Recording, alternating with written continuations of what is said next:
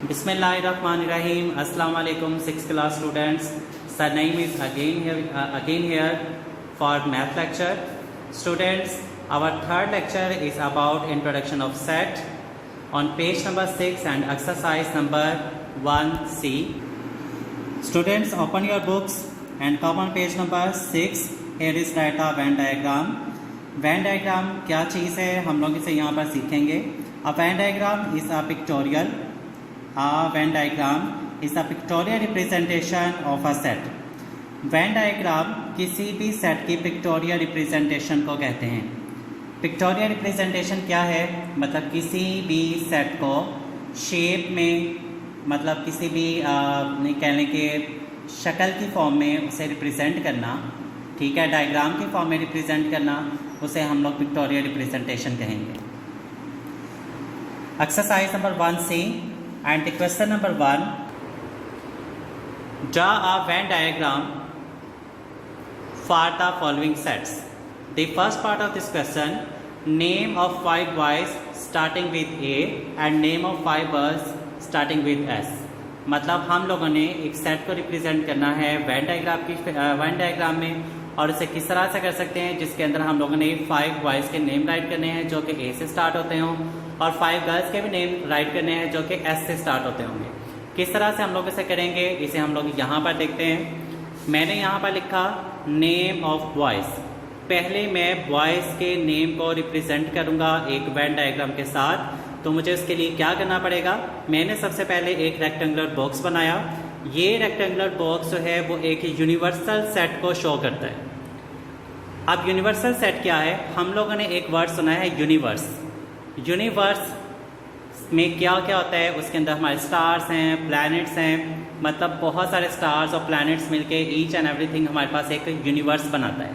तो उसी यूनिवर्स से मिलता जुलता वर्ड यूनिवर्सल सेट, मतलब ऐसा सेट जिसके अंदर सारे के सारे सेट्स मौजूद हों, उसे यूनिवर्सल सेट कहा जाता है.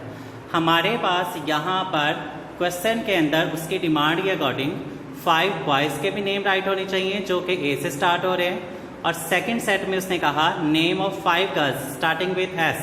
We have the 2 sets, boys sets and the girls name set. तो मुझे इन दोनों की रिप्रेजेंटेशन करनी है विथ वेन डायग्राम. तो मुझे उसके लिए क्या करना पड़ेगा, सबसे पहले मैंने एक यूनिवर्सल सेट को शो किया जिसके अंदर बॉयज़ के नेम भी होंगे और गर्ल्स के नेम भी होंगे.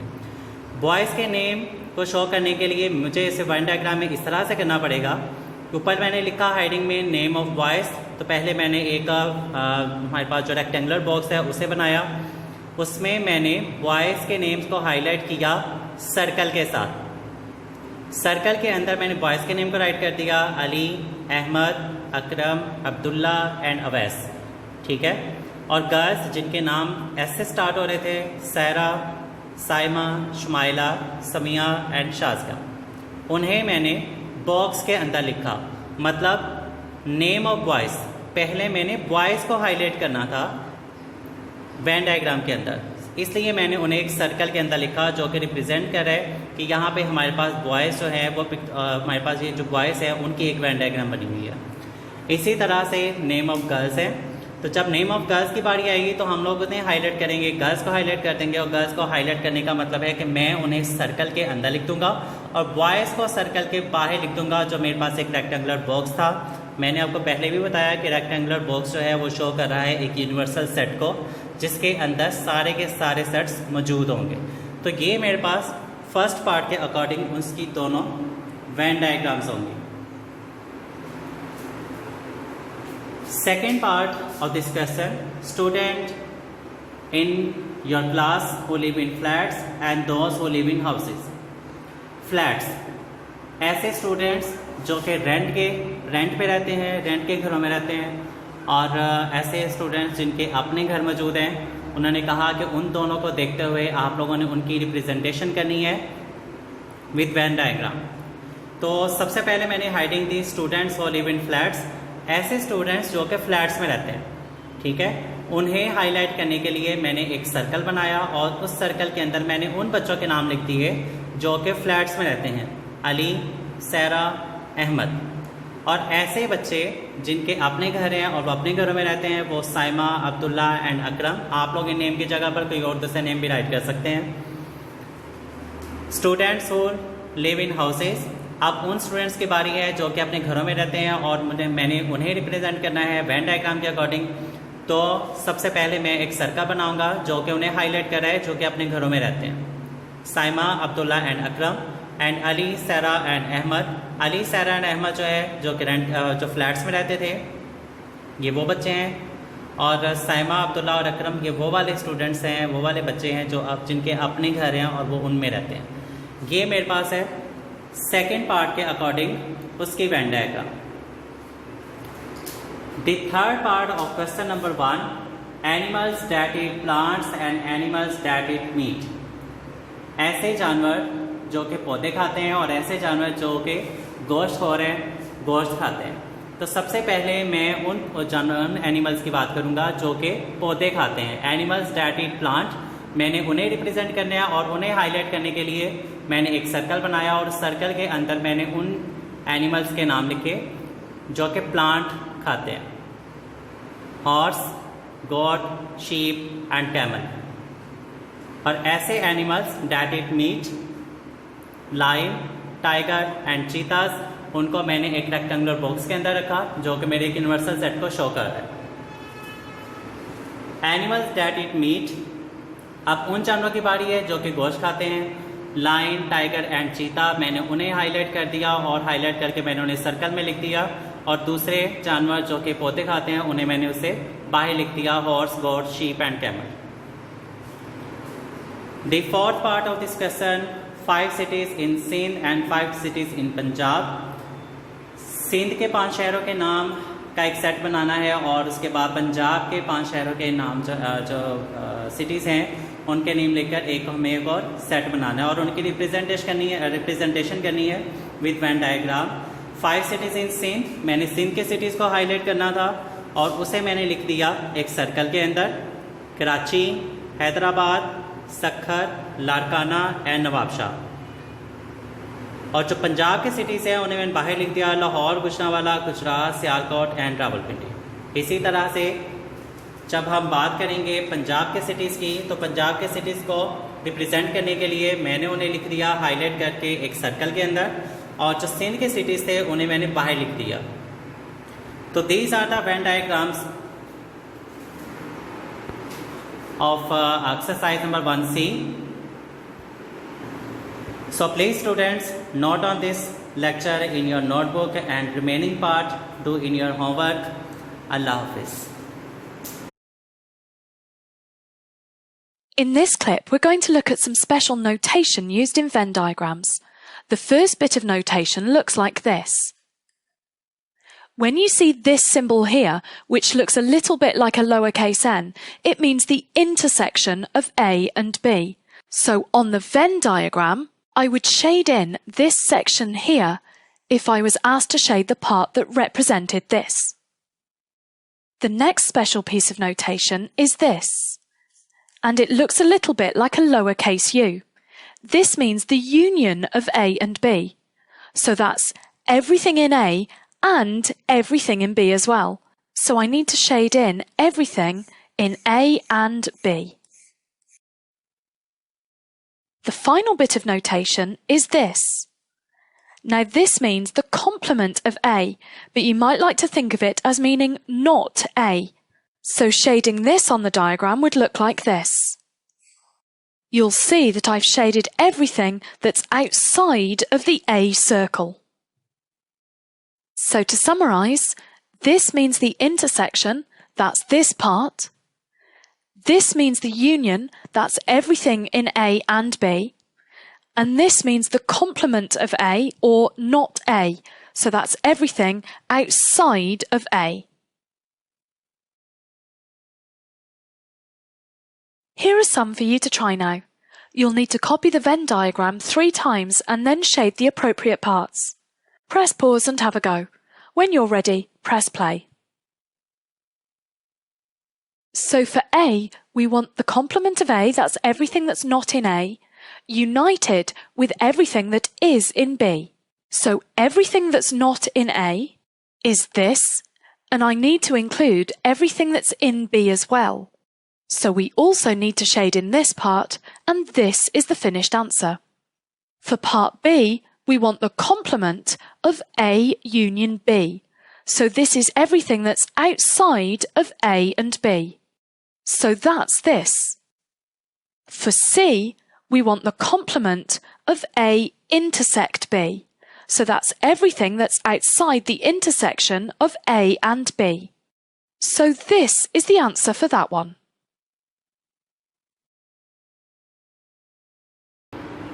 Bismillahirrahmanirrahim. Assalamu alaikum students. Ustad Naeem is again here for math lecture. Student, our fourth lecture is about introduction of set on page number 7. Today we'll discuss here some special types of the sets. The first type of the set is the finite set. Finite set is that set which contain number of elements, limited number of elements और finite number of elements. अब यहाँ पर limited number of elements और finite number of elements का क्या मतलब है कि जिसके अंदर हम लोग number of elements को count कर सकते हैं, ठीक है. Countable numbers are called the finite set. Let's suppose we have an example is the set of 1, 2, 3, 4, 5 up to 100. आप लोग यहाँ पर देख रहे हैं कि यहाँ पर शो किया गया है कि हमारे पास जो नंबर ऑफ़ एलिमेंट्स हैं वो 1 से लेकर 100 तक के हैं, ठीक है. It's a countable numbers. The next one is the infinite set. Infinite set is that set which contain unlimited number of elements. जिसके अंदर नंबर ऑफ़ एलिमेंट्स को हम लोग काउंट ना कर सकें उसे हम लोग कहते हैं infinite set. The example 1, 2, 3, 4 and so on. So on मतलब ये सेट जो है ये चलता जा रहा है. The next one is the unit set. Unit set is that set which have only one number of element. Which have only one element. अब one element से related यहाँ पर देखें आप लोग एक एग्जाम्पल भी हमारे पास मौजूद है. यहाँ पर मेरे पास जो नंबर ऑफ़ एलिमेंट पे लिखा हुआ है वो सिर्फ एक ही एलिमेंट है और वो मैंने लिखा है यहाँ पर A. आप लोग इसकी जगह पर कुछ भी लेट्स सपोज अगर वो यहाँ पर लिख देता है लाहौर, ठीक है, तो हमारे पास वो भी एक यूनिट सेट है क्योंकि वो सिर्फ एक ही सिटी का नेम यहाँ पे राइट किया गया है. अगर उसने 1 लिख दिया है, 2 लिख दिया है, 4 लिख दिया है या कोई और एलिमेंट लिख दिया है, अल्फ़ाबेट्स में इंग्लिश अल्फ़ाबेट्स में कोई नंबर यहाँ पे लिख दिया है तो हमारे पास वो एक यूनिट सेट ही होगा. Empty set. एम्प्टी जैसा कि नाम से ही हमें पता चल रहा है, एम्प्टी का मतलब होता है खाली. तो यहाँ पर एम्प्टी सेट है. Empty set is that set which have no number of element. जिसके अंदर कोई भी नंबर ऑफ़ एलिमेंट ना हो उसे हम लोग एम्प्टी सेट कहते हैं. और एम्प्टी सेट से जो हम लोग शो करेंगे वो हम लोग 2 कर्ली ब्रैकेट्स को करेंगे जिसके अंदर हम लोग कुछ भी नहीं लिखेंगे. इवन के हम लोग 0 भी नहीं लिखेंगे. अगर 0 यहाँ पर लिख दिया जाएगा तो 0 इज़ अ नंबर, ठीक है. तो 0 एक नंबर है, वो एक नंबर ऑफ़ एलिमेंट को शो कर देगा, वो एक यूनिट सेट बन जाएगा, वो एम्प्टी सेट नहीं रहेगा, ठीक है. तो एम्प्टी सेट के अंदर हम लोग 0 भी राइट नहीं कर सकते. एम्प्टी सेट को शो करने के लिए हम एक दूसरा सिंबल भी यूज़ कर सकते हैं जिसे हम लोग बोलते हैं 5, ठीक है. The next one is the disjoint set. Disjoint, joint का मतलब होता है जोड़ना और डिसजॉइंट मतलब के अलग अलग होना, ठीक है. तो डिसजॉइंट सेट मतलब 2 ऐसे सेट्स जो एक दूसरे से टोटली डिफरेंट हों, उनके अंदर नंबर ऑफ़ एलिमेंट्स भी सेम नहीं होने चाहिए, उनके अंदर एलिमेंट्स भी सेम ना हो, उसे हम लोग डिसजॉइंट सेट बोलते हैं, ठीक है. तो disjoint set is that set 2 or more sets are called the disjoint sets if they have no common elements. जिसके अंदर हमारे पास कोई भी जो एलिमेंट है वो कॉमन ना हो, एक जैसा ना हो. तो यहाँ पर इससे रिलेटेड एक एग्जांपल है. मेरे पास एक सेट है ABC and the other set is the 1, 2, 3. तो आप लोग देखें कि दोनों के अंदर हमारे पास जो नंबर ऑफ़ एलिमेंट्स हैं वो डिफरेंट हैं एक दूसरे से, इसलिए हमारे पास ये एक डिसजॉइंट सेट है. Overlapping set. ओवरलैपिंग सेट उन सेट को कहा जाता है जिसके अंदर 2 सेट्स में कम से कम एक एलिमेंट जो है वो आपस में कॉमन हो, एक जैसा हो, उसे हम लोग बोलेंगे ओवरलैपिंग सेट. ओवरलैपिंग का मतलब होता है ओवरलैप करना, एक दूसरे के ऊपर आना, ठीक है। तो ओवरलैपिंग सेट्स में हम लोग यहाँ पे लिखेंगे सेट में एक सेट मेरे पास है ABC and the other set is the CDE। और यहाँ पे मेरे पास आप देखें कि जो C है वो पहले वाले सेट में भी है और जो C है वो सेकंड सेट में भी है। तो मेरे पास यहाँ पर C कॉमन आ रहा है, it means that it's a overlapping set. Next is the equivalent set. Equivalent set के अंदर हमारे पास नंबर ऑफ एलिमेंट्स का सेम होना ज़रूरी है। एलिमेंट्स सेम नहीं होते लेकिन नंबर ऑफ एलिमेंट्स जो हैं वो सेम होते हैं। इससे रिलेटेड मेरे पास एग्जांपल जो यहाँ पर राइट की गई है वो है a set is the A B C and the second set is the 4 5 6, ठीक है। A B C number of elements कितने हैं यहाँ पर नंबर ऑफ एलिमेंट्स 3 हैं और दूसरे वाले के अंदर भी नंबर ऑफ एलिमेंट्स जो है वो 3 हैं, ठीक है। एलिमेंट्स दोनों के डिफरेंट हैं लेकिन नंबर ऑफ एलिमेंट्स जो हैं वो सेम है। 3 ही एलिमेंट्स इसके अंदर हैं और 3 ही एलिमेंट्स इसके अंदर हैं। It's a equivalent set. The next one is the equal set.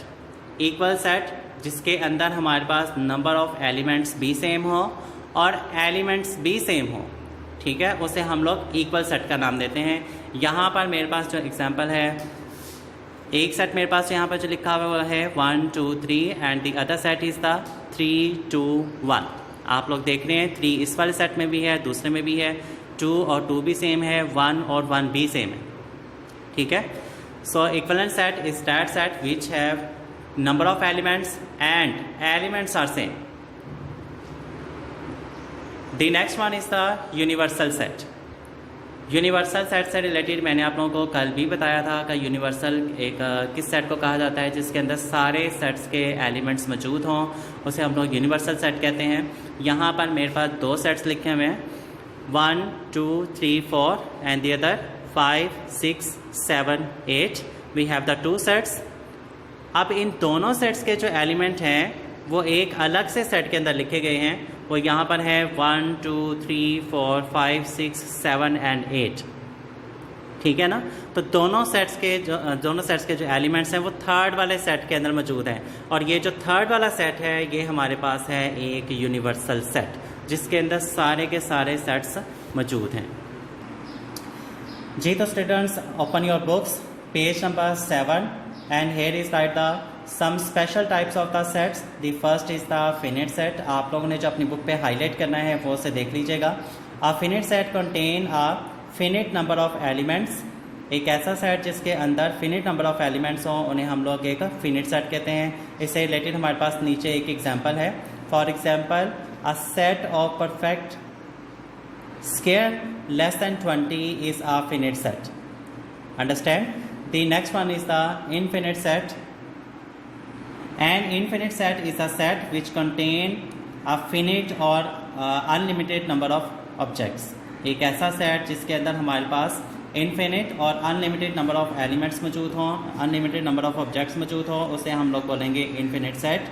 और इससे रिलेटेड हमारे पास सबसे लास्ट पे एक एग्जांपल लिखी हुई है D is equal to x such that x is an integers x greater than 10। मतलब 10 से ग्रेटर आप लोगों ने नंबर ऑफ एलिमेंट्स उस सेट के अंदर लिखने हैं लेकिन उसमें बताया नहीं कि हम लोगों ने कितने नंबर ऑफ एलिमेंट्स 10 से ग्रेटर लिखने हैं। So it's a infinite set. Come on the next page, page number 8। और यहाँ पर हमारे पास है the next set is the unit set. A unit set is a set that contain only 1 element. ऐसा सेट जिसके अंदर सिर्फ एक नंबर ऑफ एलिमेंट हो उसे हम लोग यूनिट सेट का नाम देते हैं। A unit set is also called a singleton set, ठीक है। इससे रिलेटेड से नीचे एक एग्जांपल है। The next one is the empty set. An empty set is a set that contain no element. मैंने आपको पहले बताया बोर्ड पे भी कि हम ऐसा सेट जिसके अंदर कोई नंबर ऑफ एलिमेंट ना हो उसे हम लोग एम्प्टी सेट का नाम देते हैं। It is also called a null set और वाइड सेट। उसे हम लोग नल सेट भी बोलते हैं और वाइड सेट भी बोलते हैं। N empty set is denoted by, आगे देखें 2 कर्ली ब्रैकेट्स लगाई गई हैं लेकिन वो बिल्कुल ब्लैंक हैं, उनके अंदर कोई नंबर ऑफ एलिमेंट नहीं है। और उसके आगे एक और सिंबल यूज़ किया गया है जिससे मैंने आप लोगों को बताया कि उसे 5 बोलेंगे। The next one is the disjoint set. 2 or more sets are called the disjoint sets if they have no common element। जिसके अंदर कोई भी एलिमेंट जो है वो आपस में कॉमन ना हो, एक जैसा ना हो, उसे हम लोग नो कॉमन एलिमेंट बोलेंगे। Overlapping set, 2 or more sets are called the overlapping sets if they have at least one common element। कम से कम एक नंबर ऑफ एलिमेंट जो है वो कॉमन होना चाहिए। बुक के ऊपर जो एग्जांपल है उसमें भी आप लोग देखिए G और H जो है उसके अंदर 2 और 2 सेम है, इट मीन्स दैट G और H है वो ओवरलैपिंग सेट है। The next one is the equivalent set, 2 or more sets are called the equivalent sets if they have an equal number of elements. अगर उनके अंदर equal number of elements हों तो उन्हें हम लोग बोलेंगे इक्वलेंट सेट। आप लोग नीचे इसके एग्जांपल में सेट J और सेट K को देख सकते हैं, 1 4 6 एंड ABC, दोनों के अंदर नंबर ऑफ एलिमेंट्स जो हैं वो 3 हैं। The next one is the equal set, 2 or more sets are called the equal sets if they have contain the same element। जिनके अंदर सेम एलिमेंट हो। सेट L और सेट M को देखिएगा, सेट L में लिखा हुआ है 2 4 6 और M में लिखा हुआ है x such that x positive multiples of 2 and x less than 7। 7 से छोटे जितने भी आप लोगों के पास पॉजिटिव इंटीजर्स हैं आप लोगों ने वो लिखने हैं, और वो हमारे पास 2 4 6 ही हैं। The next one is on page number 9, universal set. A universal set is a set which contain all the sets under consideration। मैंने आप लोगों को कल भी बताया और मैंने आज भी आप लोगों को बोर्ड पे बताया और यहाँ पे बुक में भी लिखा हुआ है। आप लोग देख रहे हैं कि जे वाले सेट के अंदर लिखा हुआ है जनवरी जुलाई एंड जून, और ए में लिखा हुआ है अप्रैल एंड अगस्त, ठीक है। और जो यू शो कर रहा है वो यूनिवर्सल सेट को शो कर रहा है मंथ ऑफ द ईयर, ठीक है। तो हमारे पास वो एक यूनिवर्सल सेट है।